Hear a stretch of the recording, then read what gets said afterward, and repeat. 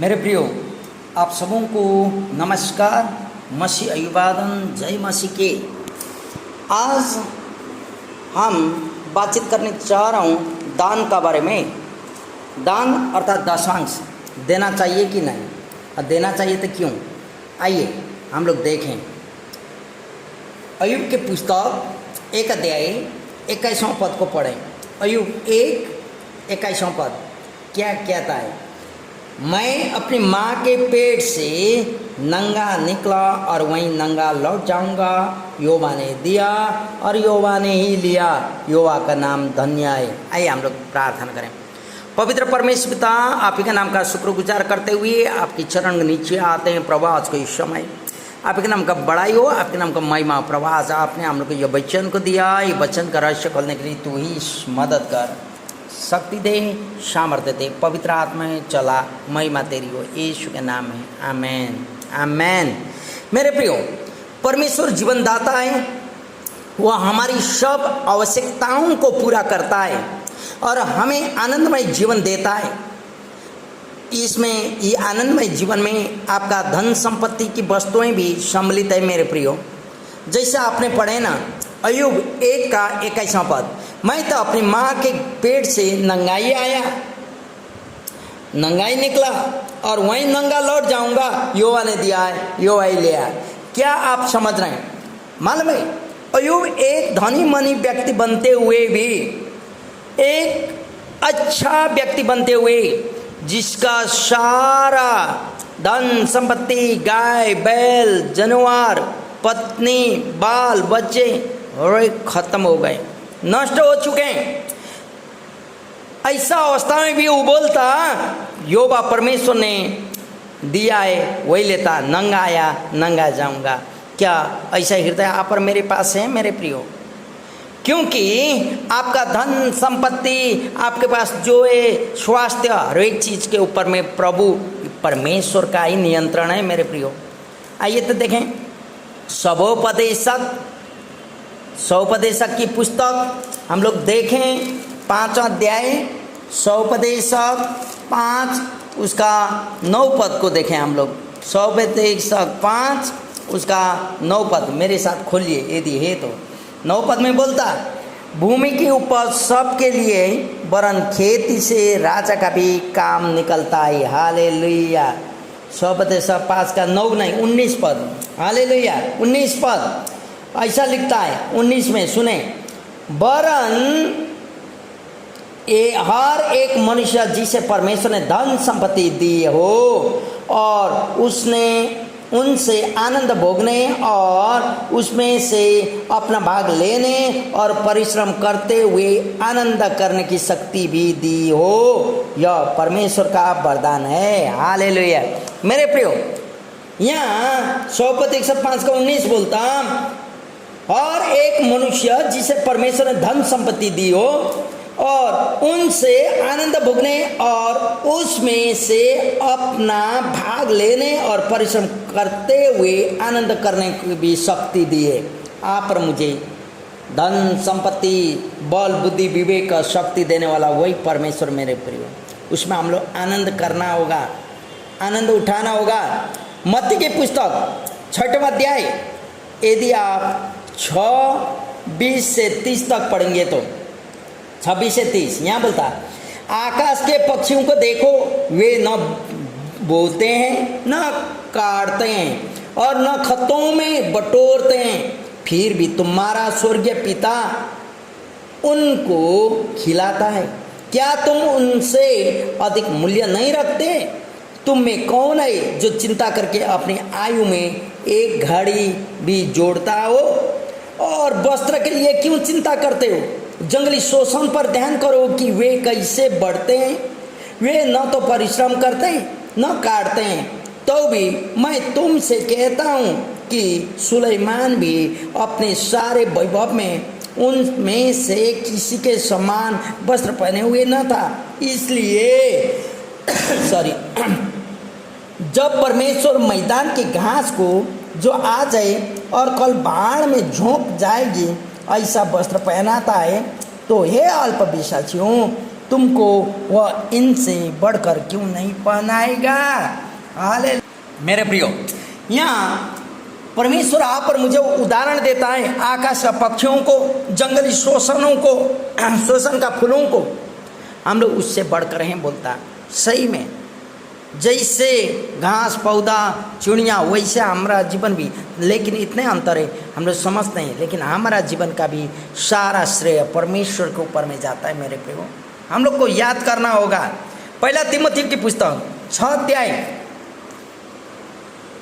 पहला तिमोथी की पुस्तक देखें, मेरे साथ खोलें। पहला तिमोथी 6 अध्याय और उसमें से हम लोग पढ़ रहे हैं 17वां पद। इस संसार के धनवानों को आज्ञा दे कि यह अभिमानी न हो और चंचल धन पर आशा न रखें, परंतु परमेश्वर पर जो हमारे सुख के लिए सब कुछ बहुतायत से देता है। हालेलुया। मेरे प्रियो, यहाँ हर एक लोगों के ऊपर में, विशेष करके उन धनवानों के ऊपर में जो ईश्वर को भी कुछ नहीं समझते हैं, इसलिए यहाँ बोलता आज धनवानों को अपना धन संपत्ति को घमंड न करने के लिए सलाह दे बोलता है। मेरे प्रियो, क्या आप और मेरे पास जो कुछ है उसमें हम लोग घमंड करते हैं? घमंड करना ही है तो प्रभु यीशु के ऊपर में करना बोल के पौल ने हम लोग को सिखा दिया है। इसलिए जबकि परमेश्वर सब वस्तुओं का दाता है, उसने सब लोगों को, जो सब चीज़ों का दाता है परमेश्वर, तो उसको हम सभी लोगों को मानना चाहिए। जो कुछ हम लोगों के पास है या लोगों के पास है वह सब परमेश्वर का ही दिया हुआ है मेरे प्रियो, और उन्हें उसे हिसाब देना होगा कि उन्होंने इन वस्तुओं का कैसा उपयोग किया है। आप समझ रहे हैं? जो कुछ भी आप और मेरे पास है या मनुष्यों के पास में, धन संपत्ति स्वास्थ्य, जो भी एक एक चीज़ों का हिसाब हम लोग को परमेश्वर को देना होगा। उस दिन न्याय का समय हम लोग ने अपना धन संपत्ति को कैसे सदुपयोग किए, ईश्वर का खातिर हम लोग ने क्या किए, क्योंकि वे उसे इन वस्तुओं में से भेंट देकर उसके प्रति धन्यवाद प्रकट कर सकते हैं। कैसे धन्यवाद देना है? उसको भेंट चढ़ा के अपना धन्यवाद को प्रकट कर सकते हैं ईश्वर के नाम में। यह भेंट आराधना का एक भाग है, हो सकती है मेरे प्रियो। यदि भेंट चढ़ाने वाला अपनी सच्ची भक्ति को प्रकट करना चाहता है तो उसकी भेंट उसके लिए भी मूल्यवान होनी चाहिए। उत्पत्ति की पुस्तक 4 अध्याय 3-4 आप जानते हैं कैन और हाबिल का कहानी। दोनों ने भेंट चढ़ाए थे। कैन ने भी अपना खेती में से ले आया था, हाबिल ने भी अपने भेंटशालाओं में से ले आया था, लेकिन कैन का ग्रहण नहीं होता, हाबिल का ग्रहण होता, क्योंकि धन संपत्ति का बात नहीं है, अन्न का बात नहीं है, सच्ची दिल का बात है मेरे प्रियो, सच्ची दिल के साथ। फिर उत्पत्ति की पुस्तक 28 अध्याय, उत्पत्ति 28वां अध्याय यदि आप पढ़ेंगे 20 से 22 तक, यहाँ क्या लिखता है सुने। तब याकूब ने यह मन्नत मानी, यदि परमेश्वर मेरी संग रहकर इस यात्रा में मेरी रक्षा करे और मुझे खाने के लिए रोटी और पहनने के लिए कपड़ा दें और मैं अपने पिता के घर में कुशलता क्षेम से लौट जाऊं, तो यहोवा मेरा परमेश्वर ठहरेगा और यह पत्थर जिसका मैंने खंबा खड़ा किया है परमेश्वर का भवन ठहरेगा, और जो कुछ तू मुझे दे उसका 10वांश मैं अवश्य ही तुझे दिया करूंगा। मेरे प्रियो, मन्नते को मांग लिया याकूब ने। जानते हैं याकूब अपना भाई का डर का मारे भाग ले गया था। रात में सोते समय एक पत्थर को खंबा लगा के सोया, तकिया लगा के सोया था। रात में सपना देखता स्वर्गदूत नीचे आते ऊपर जाते हुए, तब वो बोलता यदि वो मन्नत मांगता मुझे खाने के लिए रोटी और पहनने के लिए कपड़ा दे प्रभु, और मैं कुशलता के साथ अपना पापा घर में लौट जाऊं, तो मैं मेरा परमेश्वर को मानूंगा और यहाँ मंदिर को बनाऊंगा। हालेलुया। मेरे प्रियो, आप जानते हैं ये मन्नत याकूब ने 10वांश दूंगा बोलता, 10वांश, क्योंकि मलाकी का पुस्तक 1 अध्याय 8वां पद में यदि आप पढ़ेंगे तो आपको मालूम चले। मलाकी 1:8 हम लोग पढ़ रहे हैं, सुनिए। 1:8 मलाकी की पुस्तक हम पढ़ रहे हैं। मलाकी 1:8 यहाँ ऐसा लिखता है, सुने।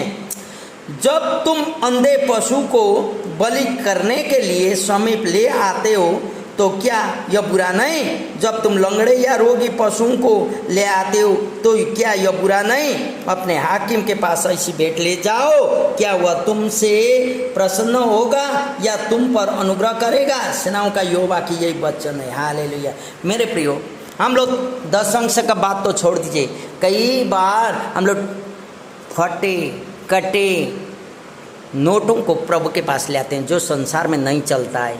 पहले भी वैसे था, अंधा पशु ले आने वाले लोग थे पहला भी, अभी भी। यदि आप हम सही में सच्चा दिल से मन्नत को पूरा करते हैं, प्रभु के साथ आराधना करने चाहते हैं, तो हम लोग कटे फटे नोट को ऑफरिंग या दशांश या टाइट का बैग में नहीं डालना चाहिए, क्योंकि हमारा प्रभु न्याय करने वाला प्रभु है मेरे प्रियो। इसलिए कई बार हम लोग मंडली का बैग में देखते हैं ना, फटा और कटा नोट, यह चढ़ाना गलत है। जो संसार में नहीं चलता वो प्रभु का राज्य में भी नहीं चलता मेरे प्रियो। दान की या दशंश देने की प्रक्रिया कम या अधिक हो सकती है मेरे प्रियो। आप थोड़ा भी दे सकते हैं, बड़ा भी दे सकते हैं, फिर भी यह आराधना का एक कार्य होना चाहिए, चाहे आप कम दें या ज़्यादा दें, लेकिन इतना ही है होना चाहिए कि आपका सच्चा दिल से होना चाहिए। व्यवस्था विवरण की पुस्तक 14 अध्याय यदि आप पढ़ेंगे तो वहाँ थोड़ा सा आपको क्लियर होगा। व्यवस्था विवरण 14 अध्याय हम पढ़ रहे हैं 22 से 29 तक। पूरा तो हम लोग पढ़ नहीं सकते होंगे। व्यवस्था विवरण 14 अध्याय 22 से पढ़ेंगे। यहाँ पूरा हम लोग पढ़ नहीं सकते हैं, यहाँ दशांश का नियम है, आप पढ़ सकते हैं। यहाँ बोलता बीच की सारी उपज में से जो प्रति वर्ष खेत में उपजे उसका दशांश अलग करके रखना, और जिस स्थान को तेरा परमेश्वर यहोवा अपने नाम के निमित्त ठहराने के लिए चुन लें उसमें से अपने अन्न और नए दाखमधु और टटके तेल का दशांश और अपने गाय और बैल और भेड़ बकरियों के पहले उठे अपने परमेश्वर यहोवा के सामने लाया खाया करना, और जिससे तुम उसका भय नित्य मानना सीखोगे। परंतु यदि वह स्थान जिसको तेरा परमेश्वर यहोवा अपना नाम बनाए रखने के लिए चुनने बहुत दूर हो तो इस आपको मालूम है मेरे प्रियो, 10वांश परमेश्वर को ले आना। जो भी आपके हाथ में आपके पास में, चाहे दुकान के द्वारा, चाहे व्यापार बिजनेस के द्वारा, चाहे जॉब के द्वारा आए हुए पैसा का 10वांश प्रभु के 10वांश का मतलब 100 रुपया में 10 रुपया आप जानबूझ करते हैं। इस्राएली लोग उस निर्धारित दशांश के अतिरिक्त स्वेच्छा और अधिक दान देकर अपनी भक्ति को प्रकट करते थे। आज आप और हम लोग भी अपना भक्ति को प्रकट करने के लिए खाली दशांश को देना नहीं, उससे अधिक देंगे, विश्वांश देंगे, आपका भक्ति का ऊपर में होता है मेरे प्रियो। 14 का 17 से 24 तक यदि आप पढ़ेंगे, 14 अध्याय का 17 से 24 तक, तो यहाँ क्या होता, अब्राहम पहला बार अपना दशांश देता। आप पढ़ सकते हैं उत्पत्ति की पुस्तक 14 अध्याय 17 से 24 तक। यदि यहाँ पढ़ेंगे तो अब्राहम जब देखें, हम पढ़ के सुनाएंगे।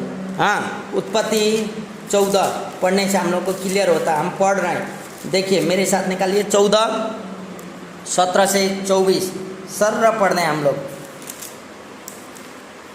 जब वह कदोर लाओमेर और उसके साथी राजाओं को जीत कर लौट आया था तब सोदोम का राजा शाबे नामक तराई में, जो राजा की तराई भी कहलाता है, उसे भेंट करने के लिए आया। तब शालोम का राजा मल्कीसेदेक, जो परम प्रधान ईश्वर का याजक था, रोटी और दाखमधु ले आया और उसने अब्राहम को यह आशीर्वाद दिया, परम प्रधान ईश्वर की ओर से जो आकाश पृथ्वी का कार्य है, तू धन्य हो और धन्य हो परम प्रधान ईश्वर जिसने तेरे द्रोहियों को तेरे बस में कर दिया है। तब अब्राहम ने उसको सब वस्तुओं का 10वांश दिया। यदि आप यहाँ पढ़ना है तो अब्राहम बाइबल में पहला बार 10वांश देता है मेरे प्रियो। यदि आप पढ़ेंगे इब्रानियों के पुस्तक 7 अध्याय 4 से 10 पद तक, तो वहाँ भी आप पाएंगे नए नियम में जो मूसा की 10वांश का व्यवस्था था उसको अनुपातिक सिद्धांत को बढ़ावा देता है मेरे प्रियो। दान अर्थात दशंश की मात्रा उसकी आय के साथ बढ़नी चाहिए। यदि आपका अभी 500 रुपया है तो 50 रुपये दशंश, लेकिन आने वाला साल 1000 रुपया हो गया तो 50 रुपया देना नहीं है, 1000 रुपया आपका हो जाए। क्यों 100 रुपया हो जाएगा? क्यों 500 रुपया है तब तो 50 रुपये दे रहे थे, 1000 रुपया होगा तो 100 रुपया होना चाहिए। आपका आय स्रोत का अनुसार बढ़ना चाहिए। पहला कुरिन्थियों का पुस्तक 16 अध्याय 2 पद पढ़ेंगे तो वहाँ यही बोलता है आपका आय का अनुसार। दूसरा कुरिन्थी 8 का 12 से 24 तक पढ़ेंगे तो वहाँ भी वही बोलता है। मेरे प्रियो, परमेश्वर की इच्छा है कि लोग कुड़कुड़ाते हुए और दबाव से नहीं परंतु अपना दान स्वस्थता अर्थात आनंद के साथ दें। दूसरा कुरिन्थी 8 अध्याय 3 पद 9 अध्याय 7 पद पढ़ेंगे तो आप जानते हैं। आइए हम लोग पढ़ें दूसरा कुरिन्थियों की पुस्तक 9 अध्याय, दूसरा कुरिन्थी 9 अध्याय 8 से 10 तक हम लोग पढ़ें। हम पढ़ रहे हैं, सुनिएगा, यहाँ ऐसा लिखता है, हालेलुया, हम पढ़ रहे हैं। दूसरा कुरिन्थी 9 अध्याय 8 और 10 पद, यहाँ ऐसे पद, परमेश्वर सब प्रकार का अनुग्रह तुम्हें बहुता से दे सकता है जिससे हर बात में और हर समय सब कुछ जो तुम्हें आवश्यकता हो तुम्हारे पास रहे और हर एक भले काम के लिए तुम्हारे पास बहुत कुछ हो। जैसा लिखा है, उसने बिखेरा, उसने कंगालों को दान किया, उसका धर्म सदा बना रहा। अतः जो बोने वाले को बीज और भोजन के लिए रोटी देता है वह तुम्हें बीज देगा और उससे फलवंत करेगा और तुम्हारे धर्म के फलों को बढ़ाएगा। हालेलुया। प्रभु आपको अधिक दान देते हैं तो गरीबी से नहीं डरना चाहिए मेरे प्रियो, क्योंकि परमेश्वर उदारता से दान देने वालों को उसकी आवश्यकताओं से अधिक देने में सक्षम है मेरे प्रियो।